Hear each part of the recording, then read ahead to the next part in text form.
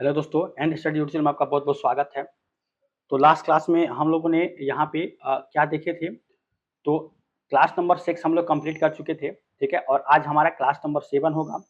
Railway LP stage first, यहाँ पे CBT exam का जो हम प्रीवियस ईयर का पेपर को एनालिसिस कर रहे हैं, उसमें क्लास नंबर 7वां आज है 13/8/2008 18 शिफ्ट फर्स्ट का, ठीक है।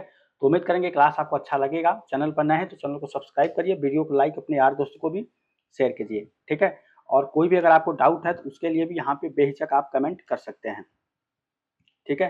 चलिए तो अब देख लेते हैं क्वेश्चन हमारा क्वेश्चन किस तरह से है।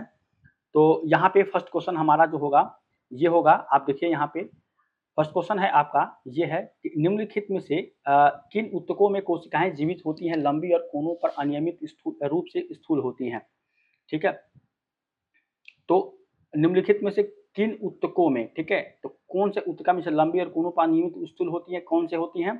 तो ये होता है कॉलिन काइमा, कॉलिन काइमा होता है। ऑप्शन नंबर डी यहाँ पे आज का आंसर हो जाएगा, ठीक है। और ऊतक का जो यहाँ पे हिस्टोलॉजी द्वारा इसका अध्ययन किया जाता है, हिस्टोलॉजी, ठीक है। हिस्टोलॉजी द्वारा इसका क्या किया जाता है, अध्ययन, ठीक है। चलिए तो ये आपका यहाँ पे हो जाएगा, इसका आंसर हो जाएगा ऑप्शन नंबर डी। चलिए अब अगला देखते हैं, अगला क्वेश्चन हो जाएगा यहाँ पे, निम्न निम्न में से कौन से भौतिक विदों ने उत्प्लावक उत्प्लावक बल मतलब बायोन्स फोर्स के अस्तित्व का व्याख्या यहाँ पे घटना है, तो किसने किया था, आर्किमिडीज ने, ठीक है। आर्किमिडीज ने इसका किया था, ठीक है। तो फिजिक्स का साइंस का आपका बहुत अच्छा क्वेश्चन था यहाँ पे, ठीक है। इसी तरह से आपको क्वेश्चन पूछे जाते हैं, ठीक है। चलिए दूसरा यहाँ पे तीसरा क्वेश्चन, निम्न में से कौन सी एक सतही घटना है, ठीक है। तो सतही घटना आपको यहाँ पे अगर आप देखें तो ये क्या है, वाष्पीकरण, ठीक है। वाष्पीकरण जो होता है ये आपका क्या होता है, एक सतही घटना ये आपका होता है, ठीक है, वाष्पीकरण, ठीक है। चलिए यहाँ पे देखिए वाष्पीकरण आपका होता क्या है, थोड़ा इसके बारे में जान लेते हैं कि द्रव, मान लीजिए यहाँ पे कोई बीकर में आपको द्रव रखा गया है किसी भी पात्र में, ठीक है। तो जो होता है द्रव की खुली सतह से प्रत्येक ताप पर धीरे धीरे द्रव का वाष्प में बदलना क्या होता है, वाष्पीकरण। मतलब प्रत्येक ताप मतलब कुछ टेम्परेचर यहाँ पे चेंज होता रहता है, ठीक है, अपने नेचर में, लेकिन ये धीरे धीरे धीरे धीरे वाष्प में चेंज होना उसको क्या कहते हैं, वाष्पीकरण, वेपोराइजेशन कहते हैं, ठीक है। तो ये था आपको सतही घटना, इसको इसी को बोलते हैं वाष्पीकरण को। तो ऑप्शन नंबर सी इसका आंसर होगा। अगला क्वेश्चन देखते हैं कि 2017 में एशियाई महिला मुक्केबाजी चैंपियनशिप की मेजबानी कौन से देश ने की थी, ठीक है।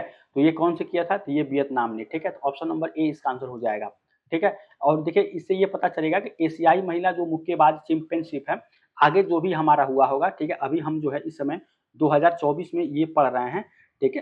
तो इसके बाद से जो भी हमारा आगे होगा तो उसको हम यहाँ पे करंट अफेयर के फॉर्म में इसको हम जानेंगे, ठीक है, ताकि हमको भी इस तरह के क्वेश्चन को आगे आने वाले एग्जाम के लिए हमको वहाँ पे बेनिफिट मिल सके, ठीक है। चलिए तो यहाँ पे जो पुराना था तो हम ऐसे बता देंगे, ठीक है। उससे जुड़ी कुछ ऐसे इंपॉर्टेंट फैक्ट होंगे उसको भी हम यहाँ पे जरूर इसको जानने की कोशिश करेंगे। देखिए अगला है, अपच के इलाज करने के लिए निम्नलिखित में से किस दवा का प्रयोग यहाँ पे किया जाता है, ठीक है। तो ये होता है एंटासिड, ठीक है। एंटासिड इसको प्रयोग किया जाता है, ऑप्शन नंबर डी इसका आंसर हो जाएगा, ठीक है, अपच के इलाज के लिए। उसके बाद से कौन सा प्रसिद्ध क्रिकेटर तमिलनाडु की प्रो कबड्डी टीम जिसका तमिल थलाईवाज, ठीक है, का संयुक्त मालिक है, ठीक है। तो प्रसिद्ध क्रिकेटर के बारे में पूछ रहे, जो तमिलनाडु की प्रो कबड्डी टीम, ठीक है, जिसका तमिल थलाईवाज होगा, ठीक है। थलाई, यहाँ पे देखिए ये होगा थलाईवाज, ठीक है, इसको थोड़ा सुधार लीजिए, थलाईवाज का संयुक्त मालिक है, ये हो जाएगा आपको, इसका नाम है तमिल थलाईवाज कबड्डी टीम का, ठीक है। तो Sachin Tendulkar, option number D इसका आंसर हो जाएगा, ठीक है। तो इस तरह से आपको ये पुराना क्वेश्चन था, लेकिन क्वेश्चन आपको ऐसे ही पूछे जाते हैं।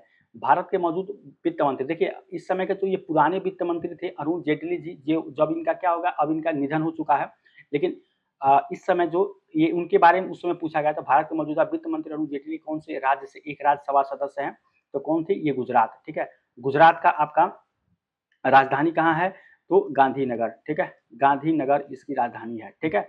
इसको आपको जानना चाहिए इस समय, ठीक है।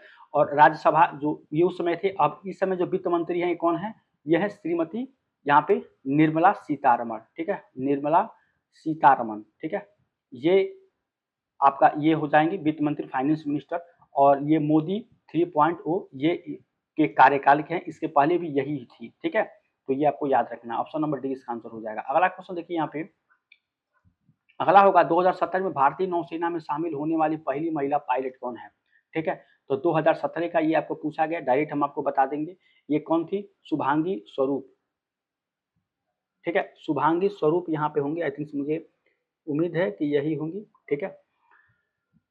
ऑप्शन नंबर सी इसका आंसर हो जाएगा। चलिए अब देखिए अगला क्वेश्चन यहाँ पे, किसके अनुरूप वस्तु की गतिज ऊर्जा में वृद्धि होती है, ठीक है। तो किसके अनुरूप, यहाँ पे दो चीज यहाँ पे हो गया, तो इसका आंसर आप यही ले लीजिए सी, ठीक है। गति के अनुरूप क्या होती है, गति के अनुरूप आपका यहाँ पे गति इसमें ऊर्जा में क्या होती है, वो होती है, ठीक है। और गतिज ऊर्जा की फार्मूला काइनेटिक एनर्जी कितना होता है, हाफ एम वी स्क्वायर, ठीक है। जहाँ पे एम ये द्रव्यमान है और वी क्या है, वेलोसिटी है, ठीक है। तो काइनेटिक एनर्जी होता है स्थितिज ऊर्जा जिसको बोलते हैं पोटेंशियल एनर्जी, किसके बराबर होता है, एम जी एच के, ठीक है। और यांत्रिकी ऊर्जा मतलब मैकेनिकल ऊर्जा हमेशा काइनेटिक एनर्जी और प्लस यहाँ पे पोटेंशियल एनर्जी के इक्वल इसके क्या होता है, बराबर होता है, ठीक है। तो इसको भी याद रखेंगे, ये भी क्वेश्चन बहुत बार पूछा गया जा चुका है। अगला है two facts the story of my, कौन है जो चेतन भगत के स्टेटस स्टोन को, देखिए ये क्वेश्चन थोड़ा सा यहाँ पे गड़बड़ आपको लग रहा है, ठीक है। ये थोड़ा सा दिक्कत है इसमें, इसको छोड़ देते हैं क्वेश्चन को, थोड़ा सा इसमें मिसप्रिंट हो गया। अगला देखिए सोडियम कार्बोनेट को हाइड्रोक्लोरिक अम्ल से, यहाँ पे आप थोड़ा सा सुधार लीजिएगा, कार्बोनेट यहाँ पे होगा, ठीक है, कार्बोनेट, ठीक है। को हाइड्रोक्लोरिक अम्ल से विक्रिया से अपना कौन सा गैस, ठीक है, कौन सा यहाँ पे कौन सा गैस निकलती है, इसको जानना है। तो सोडियम कार्बोनेट को अगर आप यहाँ पे करेंगे, ठीक है, सोडियम कार्बोनेट को, तो इसमें से कौन सी गैस निकलती है ये आपको जानना है। तो ये क्या मिले, कार्बन डाइऑक्साइड, मतलब यहाँ पे हो जाएगा ऑप्शन नंबर डी इसका आंसर हो जाएगा, कार्बन डाइऑक्साइड, ठीक है, CO2 गैस। इसके बाद से आपको अगला क्वेश्चन देखिए यहाँ पे, बेंजीन में यहाँ पे जो पूछ रहा है कि बेंजीन में कितना सिग्मा और पाई आबंध की संख्या है, ठीक है। तो यहाँ पे क्वेश्चन जो होगा कि बेंजीन में कितने सिग्मा और पाई आबंध की संख्या है, ठीक है। तो अगर आप देखें तो बेंजीन की स्ट्रक्चर आपका ये है, ठीक है, ये है आपका, ठीक है, ये आपका हो जाएगा, इसको छोड़ के ये, इसको छोड़ के आपको ये, ठीक है। इसके बाद से आपको यहाँ पे हाइड्रोजन, फिर आपको यहाँ पे ये हाइड्रोजन, और फिर आपको ये हाइड्रोजन, और ये आपका हाइड्रोजन, फिर यहाँ पे एक हाइड्रोजन, और फिर आपका एक यहाँ पे हाइड्रोजन, ठीक है। तो इस तरह से देखिए, अगर पाई की बात करें तो पाई कितना है इसमें 3, और सिग्मा की बात करें, सिग्मा कितना है 1 2 3 4 5 6 7 8 9 10 11 और 12, तो 12 सिग्मा हो जाएगा, ठीक है। तो सिग्मा और पाई मतलब 3 और 12, ठीक है। तो इस चीज को आपको याद रखना है, 12 इसमें क्या होगा सिग्मा, और 3 कितना हो जाएगा पाई, तो 12 और 3, तो पहले आपको सिग्मा पूछ रहा है, और ये तो हो जाएगा ऑप्शन नंबर ए आंसर हो जाएगा। बेंजीन का स्ट्रक्चर ये है, ठीक है, बेंजीन, ठीक है। चलिए अब देखते हैं अगला क्वेश्चन यहाँ पे, अगला क्वेश्चन है सिंधु घाटी सभ्यता के लोग किसकी पूजा करते थे, ठीक है। सिंधु घाटी सभ्यता के लोग किसकी पूजा करते थे, इसको बताना है। तो हनुमान की, काली की, अयप्पा की, पशुपति की, ठीक है। तो पशुपति की पूजा किया करते थे, ऑप्शन नंबर डी इसका आंसर यहाँ पे हो जाएगा, ठीक है, इसको याद रखना है। चलिए अब देखिए यहाँ पे अमीबा में किस प्रकार का अलैंगिक प्रजनन होता है, ठीक है। अमीबा में किस प्रकार की यहाँ पे अलैंगिक प्रजनन होता है, इसको याद रखना है, ठीक है। तो अमीबा में जो आपका अलैंगिक प्रजनन किस प्रकार का होता है, बीजाणु स्पोर गठन, बाइनरी विखंडन, वानस्पतिक वंश वृद्धि, ठीक है, और बडिंग, ठीक है। तो इसमें कौन सा होता है, तो ये बाइनरी विखंडन इसका जो है आपका यहाँ पे होता है प्रजनन, ठीक है। ऑप्शन नंबर बी इसका आंसर हो जाएगा, ठीक है। अगला क्वेश्चन है स्टेनस क्लोराइड और मर्क्यूरी क्लोराइड मिलकर क्या मिलता है, मर्क्यूरी क्लोराइड यहाँ पे और स्टेनस क्लोराइड मिलता है, ठीक है। तो उपरोक्त अभिक्रिया में क्या बनेगा, ठीक है। तो इसमें क्या होता है, मर्क्यूरी क्लोराइड क्या होता है, ऑक्सीकृत हो जाता है, स्टेनस क्लोराइड ऑक्सीकृत हो जाता है, मर्क्यूरी क्लोराइड ऑक्सीकृत हो जाता है, और स्टेनस क्लोराइड अपचयित हो जाता है। तो आपको इसमें से बताना है कि जब भी ये रिएक्शन होगा तो इसमें से क्या होता है, ठीक है। तो आपको देखेंगे यहाँ पे स्टेनस जो क्लोराइड है ये क्या होता है, ऑक्सीकृत होता है। कैसे, ऑक्सीडेशन एंड रिडक्शन देखेंगे यहाँ पे इसका क्या करेंगे, जैसे आप देखिए यहाँ पे दिया है स्टेनस क्लोराइड SnCl2 दिया गया है, और प्लस यहाँ पे क्या दिया गया आपको 2, देखिए मैं इसको ऐसे करूंगा, इसको ना करके मैं डायरेक्ट लिख देता हूँ यहाँ पे, ठीक है, मैं डायरेक्ट यहाँ पे लिख देता हूँ।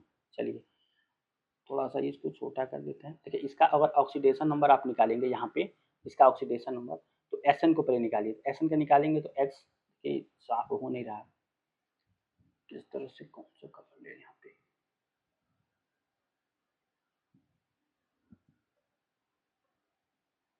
तो मिल जाएगा इसी से। चलिए इसको देख लेते हैं, ठीक है। यहाँ पे ठीक है, यहाँ पे x लेते हैं, इसको x का, इसका कितना क्लोरीन का, एक क्लोरीन का -1 होता है, इसका कितना हो जाएगा 2 बराबर, ये 0 यानी कि x बराबर कितना आ जाएगा 2, इसका 2 आएगा। यहाँ पे अगर मर्क्यूरी का आप निकालेंगे तो इसका भी कितना आएगा 2 आएगा, Hg का आपका 2 आएगा, ठीक है, और टीन का भी यहाँ पे 2 आएगा, यानी कि Sn का आपका 2 आया, टीन का भी, मर्क्यूरी का भी 2 आया। इसमें अगर आप करेंगे तो यहाँ पे देखिए ये 2x मर्क्यूरी का निकालना है, ये आपका 2 बराबर ये हो जाएगा 0, तो x बराबर कितना जाएगा 1, यानी किसका मर्क्यूरी का कितना आया 1 आया, और यहाँ पे कितना आ जाएगा -4, ठीक है। तो देखिए आप इस 3 का -4 आया, देखिए 3 का पहले 2 था फिर माइनस आ गया, यानी कि +2 से अगर आप -4 में जाएंगे तो क्या हो रहा है, घट रहा है, ठीक है, घट रहा है, तो घट रहा है मतलब क्या होगा, SnCl2 का ऑक्सीकृत हो रहा है, ठीक है, ऑक्सीडाइज हो रहा है, ठीक है, यहाँ पे ये आपका आंसर हो जाएगा SnCl2। ऑक्सीडेशन नंबर निकाल के आपको पता करना रहता है, ठीक है। तो जो स्टेनस क्लोराइड है ये ऑक्सीकृत हो रहा है, ऑक्सीडाइज हो रहा है, 2 से -4 में जा रहा है, मतलब ऐसे समझिए कि अगर आपको 2 रुपया आपके पास है, आपने क्या किया कि 2 रुपया है, इसको आपने खर्च किया, 2 रुपया आपका खर्च हो गया तो खत्म हो गया, फिर आपने क्या, उसी दुकान मानी कहीं किसी दुकानदार पे ले गए तो 2 रुपया खर्च हो गया, फिर आपने क्या किया, उधार 4 रुपया का उधार ले लिए, तो उधार को क्या लिखाते हैं -4, तो आपने क्या किया, आपने ऑक्सीडाइज, मतलब आपका जो पैसा जो है ऑक्सीडाइज हो गया, आप ऑक्सीडाइजेशन मतलब ऑक्सीकृत हो जाता है, ठीक है। तो ये इसका जानने का तरीका, इस तरह से सीखने वाली चीज़ है, जब भी ऑक्सीडेशन रिएक्शन बताना हम जरूर उसको बताएंगे, ठीक है। इस हिसाब से आपका ऑप्शन नंबर बी यहाँ पे आंसर हो जाएगा। चलिए अगला क्वेश्चन देखिए, यहाँ पे प्रकाश संश्लेषण के दौरान बने उत्पाद कैसे हैं, ठीक है। तो प्रकाश संश्लेषण के दौरान बने उत्पाद कैसे हैं, ये आप कौन से हैं इसको जानना है। तो ग्लूकोज, जल और ऑक्सीजन प्रकाश संश्लेषण के दौरान ये आपको यहाँ पे कहा जा रहा है, तो ग्लूकोज और क्या, जल और ऑक्सीजन यहाँ पे बनेगा, ठीक है। वाटर जो होता है H2O, इसका फार्मूला होता है जल का, ठीक है। ऑक्सीजन आपको पता ही है O2, ठीक है, ऑक्सीजन, ठीक है। और यहाँ पे जो ग्लूकोज होता है ये क्या होता है, यहाँ पे क्लोरोफिल के दौरान बनता है ना, तो ग्लूकोज C12H22O11, ठीक है, C12H22O11, ठीक है, ये आपका यहाँ पे हो जाएगा, ठीक है। फ्रक्टोज में जैसे कि C6H12 और O6 इसमें चेंज हो जाता है, ठीक है। तो ये आपका ग्लूकोज, जल और ऑक्सीजन में ऑप्शन नंबर ए इसका आंसर हो जाएगा, ठीक है। चलिए ये C6H12O6 है, ठीक है। चलिए अब देखते हैं अगला, यहाँ पे अगला हो जाएगा, हीरे के कार्बन परमाणु के बाहरी कोश में मुक्त इलेक्ट्रॉनों की संख्या कितनी होती है, ठीक है। हीरा, तो हीरा एक तरह से देखिए उसमें कार्बन ही रहता है, ठीक है, तो इसमें कितना होता है 0, ठीक है। कार्बन की बाहरी मुक्त इलेक्ट्रॉनों की संख्या कितनी होती है, 0 होती है, ठीक है, इसको याद रखेंगे। चलिए अगला क्वेश्चन देखिए, यहाँ पे अगला क्वेश्चन है, यदि किसी सुधारात्मक लेंस की शक्ति, ठीक है, सुधारात्मक लेंस की जो है शक्ति होगी, मतलब पावर कितना है, +2.0 डायोप्टर है, ठीक है, तो यह है, ठीक है। अब इतना डायोप्टर कह रहा है तो ये क्या है एक तरीके से, तो ये एक उत्तल लेंस है, ठीक है, उत्तल लेंस ऑप्शन नंबर ए इसका आंसर हो जाएगा, ठीक है, उत्तल लेंस ऑप्शन नंबर ए। अगर प्लस का डी यहाँ पे 2.0 इसका मतलब होता है डायोप्टर, ठीक है, लेंस की क्षमता किसमें नापा जाता है, डायोप्टर में, ठीक है, तो इसको याद रखेंगे। चलिए अब हम देखेंगे अगला क्वेश्चन, यहाँ पे अगला क्वेश्चन आपका हो जाएगा, यह दर्श जम्मू कश्मीर की जांचकर सीमा में लेह तक इतना मियाँ सिंधु नदी में दर्रे की पहचान करें, ठीक है। तो कौन से दर्रा होता है, देखिए ये आपका दर्रे से भूगोल से क्वेश्चन पूछा गया है, तो जोजिला दर्रा यहाँ पे दर्रा हो जाएगा, ठीक है, और माना दर्रा यहाँ पे, ठीक है, नीति दर्रा, रोहतांग दर्रा, तो किस तरह के दर्रा होता है, तो ये होता है जोजिला दर्रा, ठीक है, इस तरह के ऑप्शन नंबर ए इसका आंसर हो जाएगा, ठीक है।